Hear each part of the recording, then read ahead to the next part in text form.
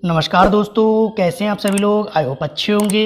जैसा कि DElEd BTC first and second semester Hindi class 13 लेके आया हूं। इससे पहले मैं क्लास 12 अपने चैनल पे अपलोड करके डाल चुका हूं। जिन्होंने नहीं देखी वो मेरे चैनल पे जाके देख सकते हैं। मैं डिस्क्रिप्शन में लिंक भी दे दूंगा, वहाँ से भी जाके देख सकते हैं, वरना आई बटन में ऊपर लिंक भी दे दूंगा, वहाँ से भी जाके डायरेक्ट देख सकते हैं। जो स्टूडेंट हिंदी में फुल में से फुल मार्क्स लाना चाहते हैं वो मेरे चैनल से जुड़ सकते हैं और चैनल को सब्सक्राइब भी कर सकते हैं। आप किसी भी एग्जाम की तैयारी कर रहे हो, UP police, UPSI, UP triple SC, UPSC, UP TET, TET, C TET, S TET, MP TET, all competitive exam, आप किसी भी एग्जाम की तैयारी कर रहे हो जिसमें हिंदी पूछी जाती है, उसके लिए ये वीडियो रामबाण साबित होगी। चलिए ज़्यादा टाइम वेस्ट ना करते वीडियो स्टार्ट करते हैं। आज का जो टॉपिक है वो है कारक। कारक अपने आप में बहुत ही इंपॉर्टेंट टॉपिक है, क्योंकि कारक के बिना वाक्यों का निर्माण हो ही नहीं सकता। अभी मैं बताऊंगा, अगर आप वीडियो लास्ट तक देखेंगे तो मैं गारंटी दे रहा हूं कि कारक से कभी भी एक क्वेश्चन आपका मिस नहीं होगा। सबसे ज़्यादा अगर अपवाद हैं किसी भी उसमें टॉपिक में तो कारक में है। आज मैं सारे आपके अपवाद क्लियर करके जाऊंगा। अगर वीडियो आप अंत तक नहीं देखेंगे तो हमेशा कारक में कन्फ्यूजन रहेगी और पेपर में आएगा और आप ज़रूर गलत करेंगे। मैं शर्त ये गारंटी दे रहा हूँ आपको कि आप इसमें का क्वेश्चन ज़रूर गलत करेंगे, और अगर अपवाद आपने पढ़ लिए तो कभी भी आपका क्वेश्चन कभी गलत नहीं होगा। चलिए, पहला क्वेश्चन यही बनता है, कारक और उनके प्रयोग। ठीक, तो कारक होता क्या है? सबसे पहला क्वेश्चन यही बनता है कि कारक होता क्या है, कहाँ से आया ये कारक। तो जो शब्द, मैं जैसे जैसे डेफिनेशन आपको बता रहा हूँ बस वैसे याद करना, जो शब्द कर्ता, क्रिया और कर्म से संबंध जोड़ते हैं उन्हें हम कारक कहते हैं। मतलब जो शब्द कर्ता, क्रिया और कर्म को जोड़ता है आपस में, उन्हें ही हम क्या कहते हैं? कारक कहते हैं। कारक की यही एक परिभाषा होती है, कर्ता, क्रिया और कर्म को जोड़ता है वही क्या होता है? कारक कहलाता है। जैसे कि मैंने लिखा, राम ने रावण को मारा। राम ने रावण को मारा। अब देखिए, अगर मैं ये कारक हटा दूं तो बिना कारक के वाक्यों का निर्माण हो ही नहीं सकता। जैसे मैं लिख दूं राम रावण मारा, तो क्या बनेगा आप बताओ? जब तक कि आप कारक नहीं लगाएंगे, जब तक आप ने नहीं लगाएंगे, आप यहाँ को नहीं लगाएंगे, जब तक कि आपका निर्माण होगा ही नहीं। जैसे कि राम जो है वो कर्ता है, रावण जो है वो कर्म हो गया, मारा एक क्रिया हो गई। तो राम ने रावण को मारा, तो यहाँ पे जो ने है ना वो क्या है? कारक ही तो है। ऐसी को भी तो एक कारक है ना। तो अगर ने, को, ये सब आए ना, में, पर, से, के, द्वारा, के, लिए, का, की रे, तो ये सब क्या होते हैं? कारक होते हैं। तो याद रखना मेरे दोस्तों, बिना कारक के वाक्यों का निर्माण अधूरा ही माना जाता है।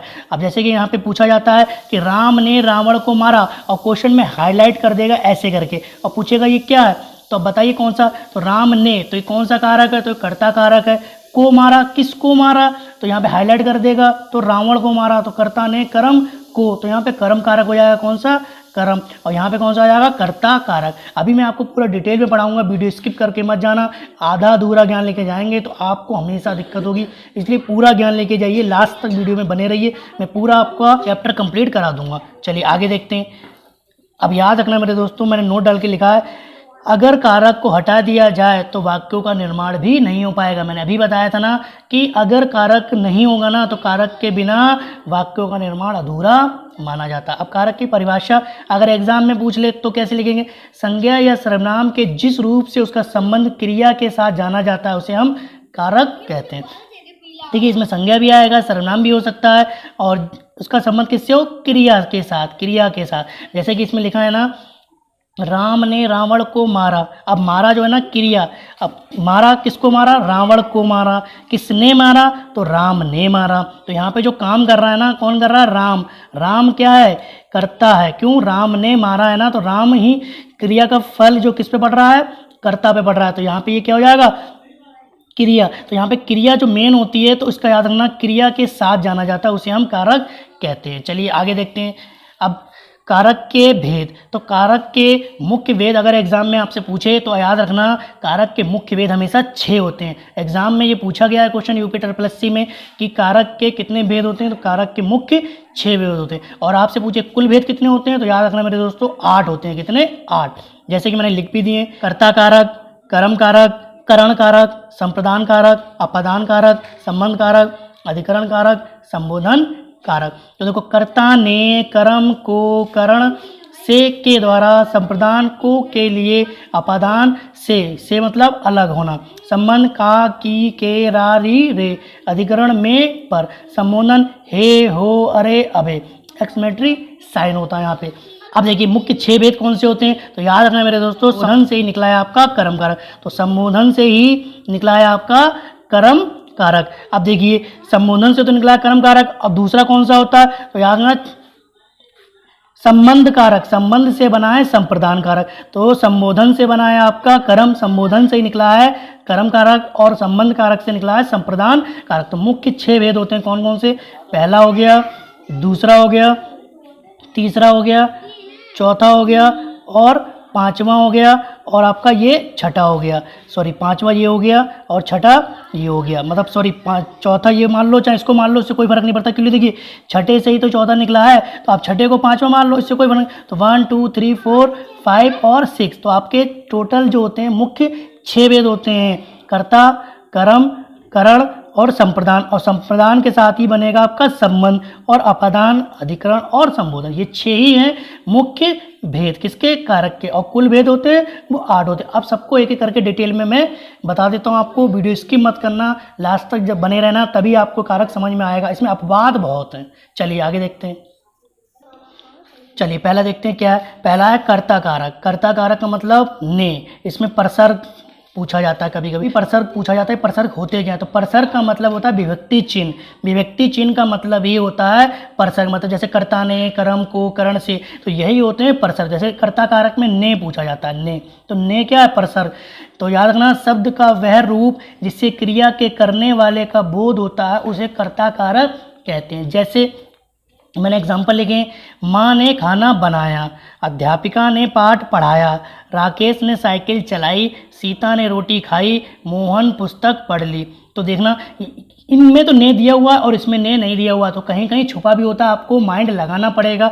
जैसे मोहन ने, तो यहाँ पे आपको ने क्या है, छुपा हुआ है, तो ने पुस्तक पढ़ ली होगी, तो मोहन ने पुस्तक पढ़ ली होगी, तो ने क्या था, यहाँ पे छुपा हुआ था, तो आपको लगाना पड़ेगा कर्ता ने कर्म को करण से, तो यहाँ पे कर्ता ने दे रहा है। अब देखो अगर आपको ट्रिक देखनी है तो ट्रिक में बस ये लगा लो किसने और कौन, बस किसने और कौन आप अगर क्वेश्चन लगा के पूछ लेंगे तो आपको कभी क्वेश्चन में कन्फ्यूजन ही नहीं होगी। जैसे पूछा जाए ना, माँ ने खाना बनाया, तो आप क्वेश्चन कर लीजिए किसने बनाया, तो देखिए खाना बनाया किसने, तो माँ ने बनाया, तो माँ। अब देखो अध्यापिका ने पाठ पढ़ाया, अब पाठ पढ़ाया किसने, अध्यापिका ने, तो ये कर्ता ही तो है, कर्ता मतलब सब्जेक्ट ही तो है। आपको सब्जेक्ट ढूंढना है तो आप किसने और कौन लगा के देख लीजिए।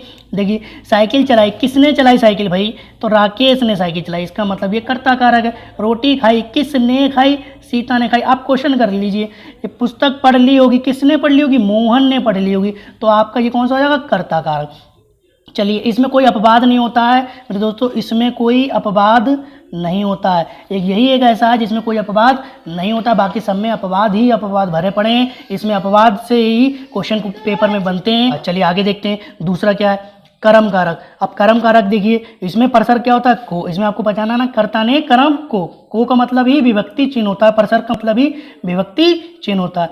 वाक्य में जिन संज्ञा या सर्वनाम शब्दों पर क्रिया का फल पड़ता है, किसका, क्रिया का। याद रखना मेरे दोस्तों, वाक्य में जिन संज्ञा या सर्वनाम शब्दों का क्रिया का फल पड़ता है उसे हम कर्म कारक कहते हैं। क्या कहते हैं, कर्म कारक। जैसे मैंने यहाँ पे ट्रिक भी लिख दिए, क्या, कहाँ और किसके। अगर आप ये ट्रिक याद कर लीजिए तो आप यहाँ से भी कर सकते हैं। अब ये वैसे भी बच्चों को बहुत कम याद रहता है, लेकिन अगर याद कर लेंगे तो आपका एक भी क्वेश्चन कभी नहीं गलत होगा, मैं गारंटी दे रहा हूँ।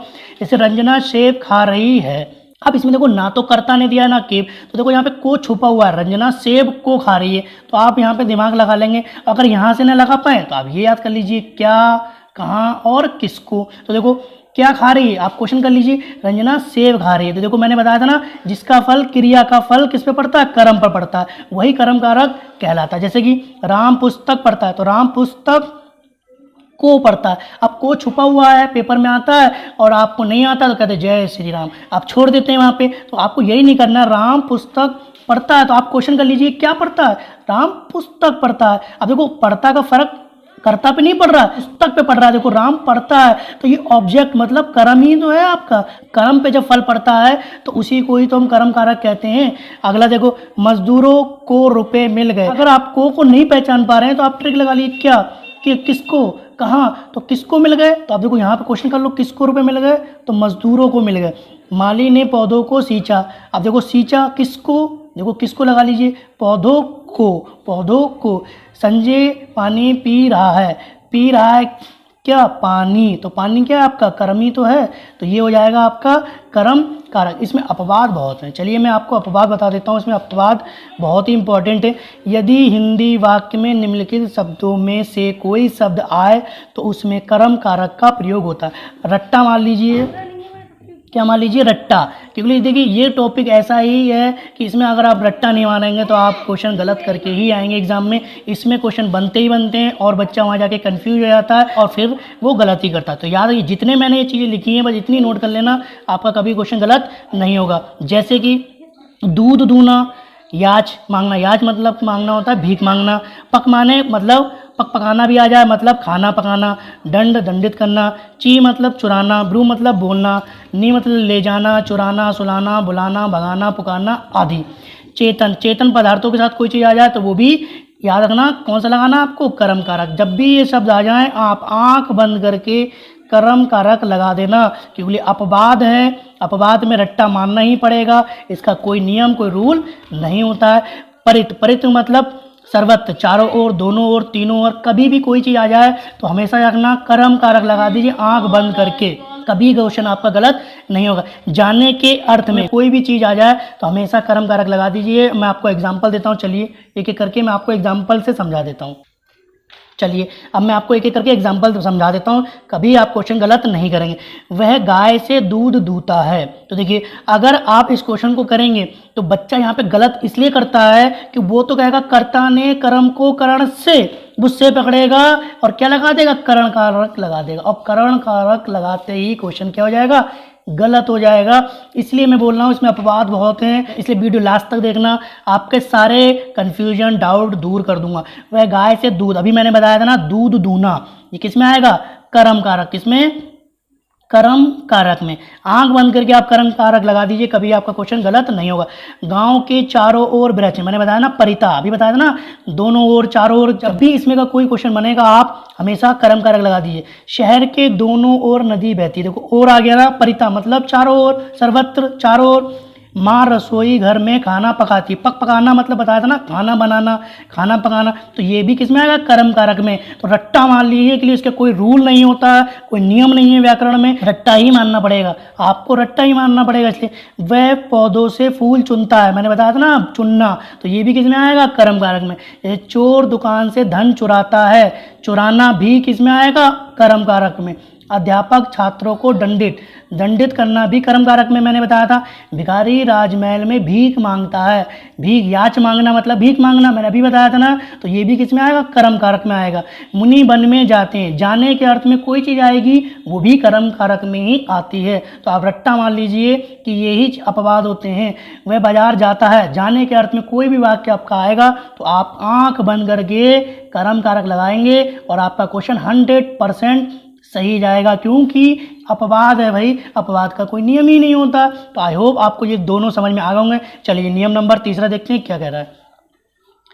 करण कारक, करण कारक का मतलब से या के द्वारा, इसमें परसक क्या लगता है, से या के द्वारा, तो जिसकी सहायता से कर्ता क्रिया करता है उसे करण कारक कहते हैं। इसकी ट्रिक क्या है, किससे या के द्वारा लगा लीजिए। देखिए शिकारी ने बाण से हिरण को मारा, अब देखो किससे, के द्वारा, किससे मारा, तो देखो मारा ना किससे, तो आप इससे पकड़िए बाण से, तो देखो बाण से आया ना, तो से का मतलब कर्ता ने कर्म को करण से, तो आपको ये ऐसे ही पकड़ना है। आप ये ट्रिक याद कर लिए, किससे, तो बाण से, इसका मतलब कौन सा है, करण कारक हो गया। रामू ने कुल्हाड़ी के द्वारा पेड़ काटा, तो आप क्वेश्चन कर लीजिए किसके द्वारा, तो काटा किसके द्वारा भाई, कुल्हाड़ी के द्वारा काटा। तो आपको अगर क्वेश्चन करना है ना, आप क्वेश्चन कर लीजिए और अगर आपको उत्तर मिल जाए तो आप इसको आराम से कर सकते हैं। ये इजी बहुत होता है, इसमें किससे और किसके द्वारा आप अगर क्वेश्चन करना सीख जाएंगे तो आपका क्वेश्चन कभी गलत नहीं होगा। जैसे राधा ने पेंसिल से चित्र बनाया, अगर आपको क्वेश्चन करना है किससे बनाया भाई, किससे बनाया भाई, पेंसिल से बनाया, तो देखिए पेंसिल से, तो आप समझ जाइए कर्ता ने कर्म को करण से। बालक गेंद से खेल खेल रहा है, किससे खेल रहा है भाई, खेल खेल रहा है किससे, तो गेंद से, तो आप क्वेश्चन कर लीजिए सीता साइकिल से कोचिंग आती है। तो कोचिंग आती है किससे? साइकिल से। बस यहाँ पे याद रखना, अगर यहाँ पे याद रखना करण कारक अगर आपको पहचानना है तो आपको किससे या के द्वारा क्वेश्चन कर लीजिए, आपका क्वेश्चन कभी गलत नहीं होगा। इसमें कुछ अपवाद हैं, चलिए मैं अपवाद आपके दूर कर देता हूं, कभी कंफ्यूजन नहीं होगी आपको। जैसे कि अपवाद है साथ, कभी भी साथ आ जाए, अंग भंग आ जाए, या समय पूछा जाए या समय बताया जाए, ये 4 चीज याद रखना। साथ, अंग भंग, या समय पूछा जाए या समय बताया जाए, हमेशा आप करण कारक लगाएंगे। आंख बंद करके रट्टा मान लीजिए, रट्टा। क्यों? क्योंकि इसमें भाई कोई नियम ही नहीं है। नियम होते तो आपको मैं बता देता ना, नियम है ही नहीं इसमें, तो मैं क्या बताऊं आपको। आप खुद सोच रहे होंगे सर नियम तो होते हैं, लेकिन नियम नहीं है मेरे दोस्तों। अगर नियम होते तो व्याकरण इतनी ईजी हो जाती कि पूछो ही मत। चलिए, मैं पिताजी के साथ बाजार जाता हूँ। अब देखो यहाँ पे मैंने लिख दिया ना साथ, मैं पिताजी के साथ बाजार जा रहा हूँ, इसका मतलब साथ आ गया ना, तो ये कौन सा हो जाएगा? करण कारक। आंख बंद करके लगा देना, करण कारक। ऐसे हिंदी आपको मैं गारंटी दे रहा हूँ पूरे यूट्यूब पे डीएलएड पे किसी ने नहीं पढ़ाई होगी। अगर आप इस चैनल पर पहली बार आए तो प्लीज़ वीडियो को लाइक और शेयर और चैनल को सब्सक्राइब जरूर कर लेना, क्योंकि हिंदी इससे अच्छी आपको कोई नहीं पढ़ा सकता। चलिए आगे देखते हैं। जैसे कि मैं सीता के साथ टहलने जाता हूँ। अब देखो साथ आ गया ना, तो साथ का मतलब करण कारक। कोमल दोनों कानों से बहरी है। अंग भंग आ गया ना, जहाँ पे भी कोई अंग का बात हो, टूटा फूटा, तो याद रखना वहाँ पे भी अपवाद होता, करण कारक। राम पैर से लंगड़ा है, तो लंगड़ा का मतलब इसमें भी देखो अंग भंग आ गया, भंग का मतलब टूटा फूटा। आगे देखते हैं, आपकी घड़ी में कितने बजे हैं? तो देखो यहाँ पे समय की बात कर रहा है ना, समय पूछा जाए या समय बताया जाए, वो भी किस में आता है? करण कारक में आता है। आज शाम 8 बजे पार्टी है, तो इसका मतलब यहाँ पे समय की बात हो रही है। जब भी समय की बात होगी तो आप करण कारक लगाएंगे और आंख बंद करके लगाएंगे, क्योंकि इसमें कोई नियम नहीं है, रट्टा मानना ही पड़ेगा आपको। चलिए आगे देखते हैं। मोहन आंख से अंधा है, तो देखिए अंधा है ना, अंग भंग आ गया, इसका मतलब ये भी क्या है? आपका करण कारक। राजू मुंह से गूंगा है, तो ये भी अंग भंग में आ गया, तो इसका मतलब ये भी कौन सा आएगा? करण कारक। चलिए 3 मैंने आपके कंप्लीट करा दिए, 14 देखते हैं क्या है। चलिए 14 देखते हैं, संप्रदान कारक। तो को या के लिए, इसमें परसर्ग क्या होगा? परसर्ग याद रखना मेरे दोस्तों, इसमें को या के लिए होता है। कर्ता जिसके लिए काम करता है, कर्ता जिसके लिए काम करता है या जिसे कुछ देता है, उसे संप्रदान कारक कहते हैं। और इसमें देखो दान भी लिखा है ना, दान का मतलब देना, तो आप ऐसे भी याद कर सकते हैं, इसमें हमेशा दान दिया जाता है, तो ऐसे भी कर लीजिए। चलिए देखते हैं, मैंने कुछ एग्जाम्पल भी लिखे हैं, लेकिन उससे पहले मैं आपको ट्रिक बता दूं। इसमें करना है आपको किसको और किसके लिए, बस किसको और किसके लिए आप क्वेश्चन कर लीजिए और आपका क्वेश्चन कभी गलत नहीं होगा। जैसे पिता पुत्र के लिए चॉकलेट लाए, तो कुछ देता, देखो लिखा ना कुछ देता, तो यहाँ पे कुछ दिया जाता है, इसका मतलब वो कौन सा हो जाएगा? संप्रदान कारक। सेठ ने भिखारियों के लिए कम्बल खरीदे, के लिए आप क्वेश्चन कर लीजिए। अगर आपको कंफ्यूजन हो तो आप क्वेश्चन कर लीजिए किसको और किसके लिए। देखो किसके लिए लाए भाई, कम्बल जो लाया है वो भिखारियों के लिए लिया है। हमेशा याद रखना क्वेश्चन जब करेंगे तो वो इसके साथ में ही जुड़ा होगा। ऐसे देखो, रेखा ने भूखी गाय को रोटी दी, अब किसको और किसके लिए, तो किसको दी, तो देखो रोटी दी ना गाय को, तो गाय के साथ ही को जुड़ा होगा। को मतलब जो आपका प्रसर्ग है ना, विभक्ति चिन्ह है, वो आप गाय के साथ ही जुड़ा होगा, तो ऐसे भी कर लीजिए। भिखारी को भीख दो, भीख दो किसको? भिखारी को, तो देखो को जुड़ गया ना इसके साथ। ऐसे माँ ने बच्चों को खिलौने दिए, खिलौने दिए किसको? बच्चों को दिए। सुधा मुझसे मिलने आई, अब इन क्वेश्चन में देखो यहाँ पे तो को दिया ही नहीं है, तो आपको पहचानना पड़ेगा कि क्या है। तो सुधा मुझसे मिलने को आई। अब क्वेश्चन भी कर सकते थे, अगर आपको ये क्वेश्चन यहाँ पे फंस जाओ, अगर आप कभी क्वेश्चन फंस जाओ तो आप किसको और किसके लिए कर लीजिए, संप्रदान कारक में किसको और किसके लिए। तो सुधा मुझसे मिलने किसको आई? मुझसे मिलने को आई। अब देखिए बच्चा पढ़ने स्कूल गया, अब क्या करें, तो देखो बच्चा पढ़ने के लिए, के लिए, अब देखो यहाँ पे के लिए मिस था ना, अगर ये पेपर में आ जाता है तो बच्चे इसको छोड़ देते हैं, कहते हैं अरे ये तो इसमें तो ना तो करता था ना कर्म था, के लिए कुछ था ही नहीं, तो मैं क्या करूँ। तो याद रखना कभी कभी छुपा भी हो जाता है। तो बच्चा पढ़ने के लिए स्कूल गया, तो आप क्वेश्चन कर लीजिए किसको और किसके लिए, तो किसके लिए? बच्चा पढ़ने के लिए स्कूल गया है, घूमने के लिए थोड़ी नहीं गया है भाई, बच्चा पढ़ने के लिए तो जाता है, घूमने के लिए थोड़ी जाता है। अब इसमें अपवाद देख लेते हैं। चलिए अपवाद देखिए, तो इसमें याद रखना नमस्कार, प्रणाम या सदा के लिए दी जाए वस्तु या देवताओं को समर्पित की जाती कोई चीज़, तो वो चीज़ किस में आती है? संप्रदान कारक में। किस में आती है? संप्रदान कारक में। अगर कोई चीज़ सदा के लिए दी जाती है तो वो हमेशा किसमें आएगी? संप्रदान। दान का मतलब ही होता है देना। अगर आप किसी को दान देते हैं तो वो किसी से वापस नहीं लिया जाता। तो देखिए गुरु जी को नमस्कार, तो जहाँ पे भी नमस्कार आ जाए आप आंख बंद करके संप्रदान कारक लगाएंगे और आपका क्वेश्चन कभी गलत नहीं होगा। जैसे कि माता जी को सादर प्रणाम, तो जहाँ पे प्रणाम आ गया वहाँ पे भी आप क्या लगाएंगे? संप्रदान कारक। जैसे राजा ब्राह्मण को दान देता है, तो देखो दान देना भी किस में आएगा? देखो सदा के लिए कोई चीज़ दी जाती है तो संप्रदान कारक आता है। क्यों? क्योंकि जब राजा ब्राह्मण को दान देगा तो भाई खुद सोचो, वो राजा है और किसी ब्राह्मण को दान देगा तो क्या उससे वापस लेगा? कभी नहीं लेगा ना। तो ये याद रखना संप्रदान कारक आएगा किसमें? जब कोई चीज़ सदा के लिए दी जाती है। ये हवन सामग्री देवताओं को समर्पित है। अब सामग्री जो होती है वो देवताओं को समर्पित की जाती है ना, उनसे वापस थोड़ी ले लोगे भाई, वो तो जल के वैसे भी राख हो जाती है, तो वो तो वापस वैसे भी नहीं ले सकते। पिताजी ने पुत्र को लैपटॉप दिया। अब पिताजी आपको जब लैपटॉप देंगे तो पिताजी आपसे कभी वापस मांगेंगे क्या? इसका मतलब पिताजी ने पुत्र को लैपटॉप दिया तो वो दान दिया समझो। पिताजी ने आपको अगर कोई चीज़ दी है तो वो वापस कभी नहीं लेंगे। याद रखना मेरे दोस्तों, पिताजी आपको अगर कोई चीज़ देंगे तो वापस कभी नहीं लेंगे। चलिए मैंने 4 कंप्लीट करा दिए हैं। चलिए आगे देखते हैं नंबर 5 क्या कहता है। चलिए 5वां देखते हैं क्या कह रहा है। अपादान कारक, इसमें परसर क्या होता है? से। क्या होता है? से।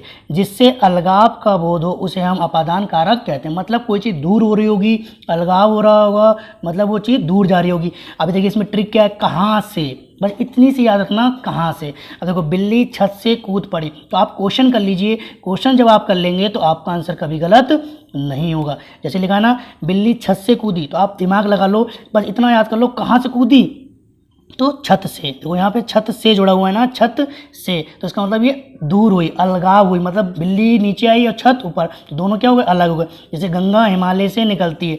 अगर आपको यहाँ पे नहीं समझ में आ रहा है तो यहाँ पे देखो कर्ताने कर्म को करण से लगा देंगे ना तो गलत हो जाएगा। क्यों? यहाँ पे चीज़ अलगाव हो रही है, मतलब दूर हो रही है। तो आप क्वेश्चन भी कर लीजिए कहाँ से, तो कहाँ से निकलती है गंगा? हिमालय से निकलती है। तो देखिए अगला देखते हैं, छात्र वर्ग से निकल गए, तो कहाँ से निकल गए? वर्ग से निकल गए। देखो वर्ग से आ रहा है ना, इसका मतलब छात्र वर्ग से निकल गए, मतलब अलग हो गए। चलिए आगे देखते हैं, पेड़ से फल टपके। पेड़ से फल टपके, देखो तो आप क्वेश्चन कर लीजिए कहाँ से टपके, तो देखिए पेड़ से, कहाँ से? पेड़ से। अब फल से नहीं, कहीं कहीं बच्चे ये सोचते हैं कि पेड़ फल से टपके, अगर ये करेंगे तो आपका क्वेश्चन गलत हो जाएगा। क्लियर देखो, पेड़ टपके कहाँ से? फल से थोड़ी टपके, पेड़ से टपके। तो ये क्वेश्चन कभी कभी वाक्य शुद्धि में दे देगा और आप गलत कर देंगे। तो आप क्वेश्चन कर लीजिए कहाँ से, तो टपके कहाँ से? पेड़ से। तो देखो पेड़ से ही टपकेंगे ना, फल से थोड़ी टपकेंगे, फल तो खुद टपकता है ना ऊपर से, ऐसे भी याद कर लीजिए। आगे देखते हैं, बंदूक से गोली छूटी, तो आप क्वेश्चन कर लीजिए कहाँ से छूटी, तो देखिए कहाँ से छूटी? बंदूक से। आप गोली से थोड़ी लिख देंगे, गोली खुद छूटी है भाई, तो बंदूक से छूटी, तो इसका मतलब बंदूक के साथ लगी हुई। ऐसे देखिए पेड़ से पत्ते गिरते हैं, आप क्वेश्चन कर लीजिए कहाँ से गिरते हैं, तो पेड़ से गिरते हैं। अब ये कभी कभी वाक्य शुद्धि में आ जाता है ऐसे करके क्वेश्चन, पेड़ पत्ते से गिरते हैं और उसको शुद्ध करना होता है। तो बच्चे कहते हैं यार ये तो सही है, पेड़ पत्ते से गिरते हैं। पढ़ने में देखिए बिल्कुल इजी लग रहा है, लेकिन आप क्वेश्चन करेंगे ना कहाँ से गिरते हैं, तो पत्ते से थोड़ी गिरते हैं भाई, पेड़ से गिरते हैं। तो ये से यहाँ ना होके कहाँ लगेगा? यहाँ पे लगेगा। आई होप आपको वीडियो मेरी पसंद आ रही होगी, और अगर वीडियो आपको पसंद आ रही है तो प्लीज़ लाइक जरूर कर दीजिए, क्योंकि मैंने आपके लिए बहुत मेहनत से ये नोट्स बनाए हैं। चलिए आगे देखते हैं, जैसे लिखा है वह गांव से शहर पढ़ने आया, तो आप क्वेश्चन कर लीजिए कहाँ से आया, तो गांव से आया, शहर से नहीं आया। अगर आप यहाँ लिख देंगे वह शहर से पढ़ने आया तो ये गलत हो जाएगा भाई, शहर तो वो आया है ना। क्वेश्चन वाक्य शुद्धि में ऐसी देगा वह शहर से गांव पढ़ने आया, तो वो तो बन सकता था, लेकिन अगर मैं यहाँ लिख देता वह शहर से पढ़ने आया तो ये गलत हो जाता। क्लियर? वह गांव छोड़कर शहर आया है ना, तो अलगाव की बात कर रहा है। अब इसमें देखिए कुछ अपवाद हैं, जैसे जहां दो व्यक्तियों या वस्तुओं की तुलना हो, क्या? दो व्यक्तियों या वस्तुओं की तुलना की जाए, वहां पे आंख बंद करके आप अपादान लगा दीजिए और आपका क्वेश्चन 100% सही माना जाएगा। क्यों? क्योंकि इसके कोई रूल नहीं होते, कोई नियम नहीं होते, आपको रट्टा मारना ही पड़ेगा। चलिए जैसे कि राम सीता से अधिक सुंदर है। तो देखो राम और सीता में क्या हो रही है, कंपेयर हो रही है, मतलब तुलना हो रही है। जहाँ पे भी तुलना की जाए दो लोगों में तो आप हमेशा अपादान लगाएंगे और आपका क्वेश्चन ये 100% सही माना जाता है। चलिए, सीता गीता से बड़ी है, तो देखिए सीता गीता से क्या है, बड़ी है, यहाँ पे भी कंपेयर हो रही है। राधा चांद से भी अधिक सुंदर है, तो इसका मतलब यहाँ पे भी राधा और चांद में क्या हो रही है, कंपेयर हो रही है। तो आप कौन सा लगाएंगे, अपादान। चलिए मैंने 5 कंप्लीट करा दिए। नंबर 6 देखते हैं क्या कह रहा है।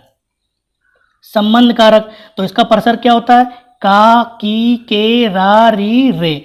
संबंध क्या होता है, संबंध बताने वालों को संबंध कारक कहते हैं। अब देखिए इसमें ट्रिक, किसका, किसके और किसकी, किसका, किसके, किसकी। अब ये 3 क्वेश्चन कर लीजिए और आपका क्वेश्चन कभी गलत नहीं होगा। चलिए जैसे राम के बेटी हुई, ये क्वेश्चन यूपी SSC में कम से कम 3 से 4 बार ये क्वेश्चन पूछा जा चुका है, ये वाला। राम के बेटी हुई, तो आप क्वेश्चन कर लीजिए किसके या किसकी, तो किसके हुई भाई, राम के बेटी हुई, किसके हुई, राम के, तो के जुड़ा हुआ है ना, राम के। देखिए वह अपने घर गया, किसके, अब देखिए किसके घर गया, वह अपने घर गया, तो वह अपने घर गया। यह सीता के बेटा हुआ, तो किसके हुआ, सीता के हुआ ना, सीता के। देखिए वह मेरे साथ रहता है, किसके साथ रहता है, वह मेरे साथ रहता है, तो इसका मतलब यहाँ पे वह मेरे साथ रहता है। राजा दशरथ के 4 पुत्र थे, किसके थे, राजा दशरथ के 4 पुत्र थे। अब कुछ इसमें अपवाद हैं, वो देख लेते हैं। जैसे कि जहां पर कोई वस्तु सदा के लिए ना दी जाए वो हमेशा किसमें आएगा, संबंध कारक में। याद रखना, जहां पर भी कोई वस्तु सदा के लिए ना दी जाए वो हमेशा किसमें आएगी, संबंध में आएगी। किसमें आएगी, संबंध में। जैसे मैं धोबी को कपड़े देता हूं, तो आप धोबी को कपड़े देते हैं कि सदा के लिए थोड़ी देते हैं भाई, अभी प्रेस करने के लिए दिए, 1 घंटे बाद ले आएंगे, तो ये कोई सदा के लिए नहीं दी गई चीज़, तो आपको रट्टा मानना पड़ेगा यहाँ पे भाई। जब कोई वस्तु सदा के लिए नहीं दी जाती है तो वहाँ पे हमेशा संबंध कारक आता है। जैसे राम अपने मित्र को पुस्तकें देता है, तो पुस्तकें दी हैं, पढ़ने के लिए दी हैं, काम करने के लिए दी हैं, तो हमेशा के लिए थोड़ी दी हैं भाई, वापस ले आएगा थोड़ी देर बाद। तो इसमें बस यही रट्टा मानना है आपको, जहां पर कोई वस्तु सदा के लिए ना दी जाए वहां पे कौन सा आता है, संबंध कारक आता है। चलिए 6 कंप्लीट हो गए। नंबर 7 देखते हैं कौन सा है। चलिए नंबर 7 देखते हैं क्या कह रहा है, अधिकरण कारक। इसमें परसर क्या कहलाता है, में और पर, मतलब विभक्ति चिन्ह को ही परसर बोलते हैं।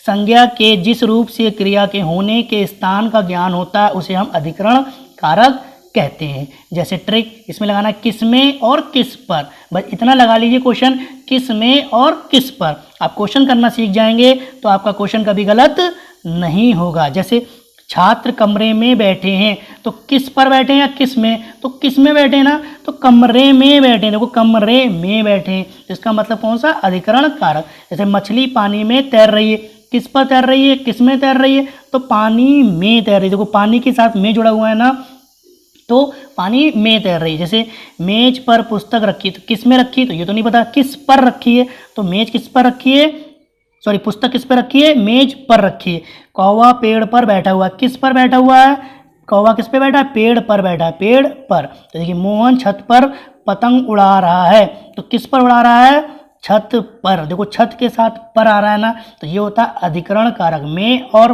पर।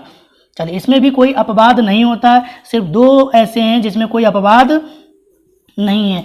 इसमें एक पहला था कर्ता कारक और दूसरा आपका आ गया अधिकरण, बस इन 2 में कोई भी आपके अपवाद नहीं है, बाकी सब में अपवादों से भरा पड़ा है। और एक और है संबोधन कारक, जो मैं आपको आगे पढ़ाने वाला हूँ। तो ये 3 याद रखना, इनमें कोई भी आपके क्या नहीं है, अपवाद नहीं है। चलिए आगे देखते हैं। नंबर 8 लास्ट है संबोधन कारक।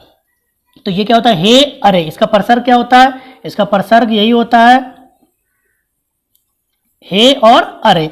शब्द के जिस रूप से किसी को बुलाने या पुकारने का भाव प्रकट हो उसे संबोधन कारक कहते हैं। इसकी ट्रिक बस यही है, इसके आगे आपको विस्मयादि बोधक का साइन मिलेगा, मतलब एक्सक्लेमेटरी का साइन मिल जाएगा और आप इसको ऐसे पहचान जाएंगे। सबसे इजी यही होता है, जैसे हे ईश्वर हमारी रक्षा करना, तो देखो यहाँ पे साइन मिल गया ना एक्सक्लेमेटरी साइन का, तो आप इसको आराम से पहचान सकते हैं। जैसे ए लड़के इधर आओ, अबे वे कहाँ गया, अरे राधा भाग गई।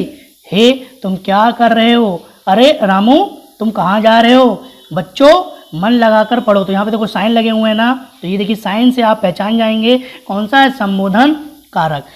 तो मैंने आपके टोटल 8 कारक कंप्लीट करा दिए। अगर आपका कोई भी क्वेश्चन आएगा तो आप कभी गलत नहीं करेंगे। अगर आपको ये वीडियो एक बार में समझ में नहीं आती तो आप 2 बार देख लीजिए और इनके नोट्स जरूर बनाइए, तभी आप क्वेश्चन को कर पाएंगे। आई होप आपको ये वीडियो मेरी पसंद आई होगी, और अगर आपको ये वीडियो पसंद आई तो प्लीज़ एक कमेंट बॉक्स में एक मैसेज जरूर करिए, ताकि मुझे पता चले कि आपको ये वीडियो कैसी लगी है। और नेक्स्ट वीडियो में मिलते हैं किसी नेक्स्ट टॉपिक के साथ। तब तक के लिए धन्यवाद।